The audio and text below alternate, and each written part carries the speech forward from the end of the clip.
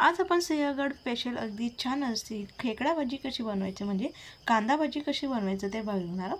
अगदी कमी तेलामध्ये अजिबात पाण्याचा वापर न करता किंवा सोड्याचा देखील अजिबात वापर न करता अगदी बराच काळपर्यंत कुरकुरीत राहणारी अगदी छान अशी आपली कांद्याची भाजी कशी बनवायचं ते आज आपण बघणार आहोत. सर्वप्रथम काय करायचं, इथे मी कांदे घेतले. कितपत आपल्याला कांद्याची भाजी बनवायची त्यानुसार कांदा घ्या. कांद्याचं सर्वात प्रथम आपल्याला खालचं देठ आणि वरचं देठ आणि त्याच्यातलं वरचं साल काढून कांदा हा कापण्याआधीच आपल्याला अगदी स्वच्छ असा त्याला धुवून घ्यायचा आहे. का बारीक कापल्यानंतर कांदा आपल्याला अजिबात धुवायचा नाही, त्यामुळे काय होईल, कांदा हा अगदी जास्ती ओलसर होईल आणि त्यामुळे काय होतं, आपल्याला पिठाचं प्रमाण जास्ती वापरावं लागतं आणि त्यामुळे आपली जी भजी असते नेहमीप्रमाणे अगदी सिंपल साधी अशी भजी ती आपली तयार होते, म्हणजे मऊ भजी ती तयार होते. म्हणून कधीही काय करायचं, कांदा भजी बनवताना सर्वप्रथम आपल्याला कांद्याचं आजूबाजूचं देठ आणि त्याचं साल काढून पहिलेच आपल्याला त्याला स्वच्छ धुवून कोरडा करून घ्यायचा आहे. त्यानंतर लगेच आपण कांद्याचे 2 भाग तयार केले. 2 भाग तयार केल्यानंतर आपण नेहमी उभा कांदा हा कट करून घेत असतो, पण तशा पद्धतीने कट न करता आडवा कांदा घ्या आणि त्यानंतर त्याला जेवढं शक्य तेवढं अगदी बारीक आपल्याला त्याला कापून घ्यायचं आहे. बघा, ह्या पद्धतीने आपल्याला कांदा हा कट करून घ्यायचा. यामुळे काय होतं, आपण नेहमी उभा काप करतो, यावेळेस मी ह्या पद्धतीने आडवा काप केला, त्यामुळे आपला कांदा हा अगदी पटकन त्याच्या पाकळ्या त्या मोकळ्या होतात. म्हणून कधीही कांदा अशा पद्धतीने ज्यावेळेस आपण मसाल्यासाठी असो किंवा कांदा भजी बनवताना जर वापरत असाल कांदा, त्यावेळेस या पद्धतीने कापला, जेणेकरून तो पटकन मोकळा होईल. तर पुन्हा आणखी आपल्याला दुसरे देखील कांदा अशाच पद्धतीने कट करून घ्यायचे. या पद्धतीने आडवा घ्यायचा आणि जेवढं शक्य तेवढं अगदी बारीक काप करून घ्यायचं, त्यामुळे कांदा भजी ही लवकर तळून होते कमी तेलात आणि अगदी छान कुरकुरीत ती तयार होते. तर संपूर्ण कांदा हा आपण अशाच पद्धतीने कट करून घेतला. कट करून घेतलेला कांदा लगेच एक अर्धा पसरट भांडं घ्या, त्या भांड्यामध्ये लगेच कट करून घेतलेला कांदा आपल्याला काढून घ्यायचा आहे. कांदा काढल्यानंतर लगेच यामध्ये चवीनुसार मीठ आपल्याला आता टाकून घ्यायचं आहे. कांदा भजी बनवताना एक काळजी घ्या, कधीही कांदा भजी बनवत असाल तर त्यावेळेस काय असतं, मिठाचं प्रमाण आपलं जास्ती होतं, म्हणून अगदी जपून असं आपल्याला यामध्ये मीठ घालायचं आहे. नेहमीपेक्षा अगदी कमी मिठाचा वापर आपल्याला ह्या भजीमध्ये करून घ्यायचा असतो, त्यामुळे आपली भजी ही खारसट होत नाही.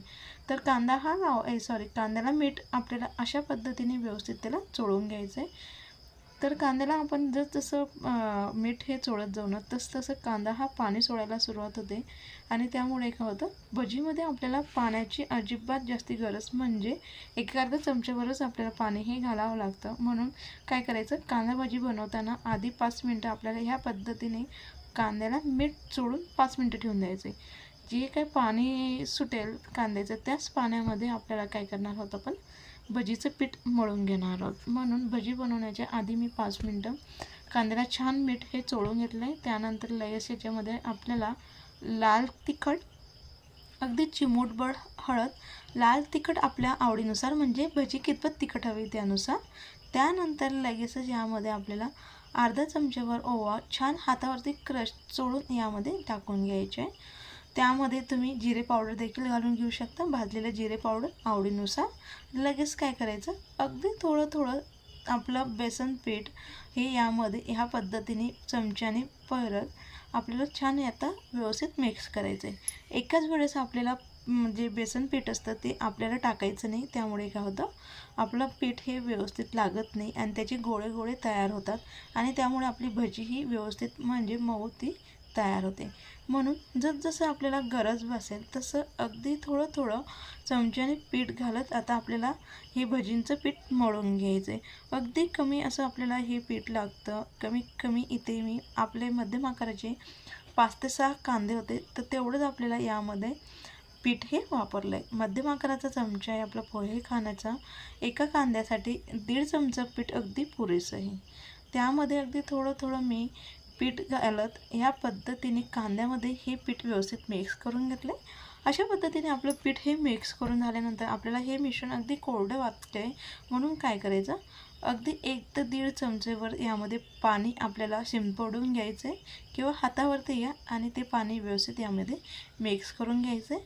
अशा पद्धतीने आपल्याला हे बॅटर याचं भजींचं तयार करून घ्यायचं आहे। नेहमी आपण अगदी बॅटर अगदी पातळ असं तयार करून घेतो भजींसाठी, या पद्धतीने आपल्याला हे बॅटर तयार करून घ्यायचं आहे। फक्त आपल्याला कांद्याला पीठ लागेपर्यंतच आपल्याला हे पीठ तयार करून घ्यायचं आहे। तर अगदी परफेक्ट जर आपलं पीठ हे तयार राहिलं तेवढीच परफेक्ट अशी आपली ही कांदा भजी ती तयार होते। अशा पद्धतीने आपलं आता हे कांदा भजी म्हणजे खेकडा भजीसाठी लागणारं बॅटर तयार झालं आहे, पीठ हे तयार झालं आहे। त्यानंतर लगेचच आता आपण याला तळण्यासाठी घेणार आहोत। अजिबात आपल्याला वेळ वगैरे घालवायची नाही आहे, अजिबात आपण यामध्ये सोडा देखील वापरलेला नाही आहे। त्यानंतर लगेचच आपण साईडला एका कढईमध्ये तेल हे गरम करून घेतले। तेल हे अगदी मंद आचेवरती आपल्याला गरम करून घ्यायचे, अगदी जास्ती हाय फ्लेममध्ये असं आपल्याला अगदी जास्ती गरम करून घ्यायचं नाही।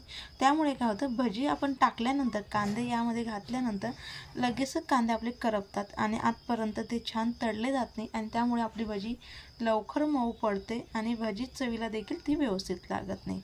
तर आपल्याला आता याचे गोळे वगैरे आपल्याला तेलामध्ये सोडायची नाही, फक्त कांदा हा छान हाताने पसरट आपल्याला यामध्ये मोकळा टाकायचा आहे। त्यामुळे भजी ही छान तळली जाते आणि अगदी छान ती कुरकुरीत ती तयार होते। तर अगदी कमी तेलामध्ये अगदी छान अशी आपली ही अजिबात तेलकट वगैरे न होता अगदी परफेक्ट सेगड पेशंट अशी छान आपली कांदा भजी ही तयार होते। तर आता काय करायचं आहे, मंद आचेवरती छान हलकासा गोल्डन कलर येईपर्यंत आपल्याला आता ही भजी तळून घ्यायची।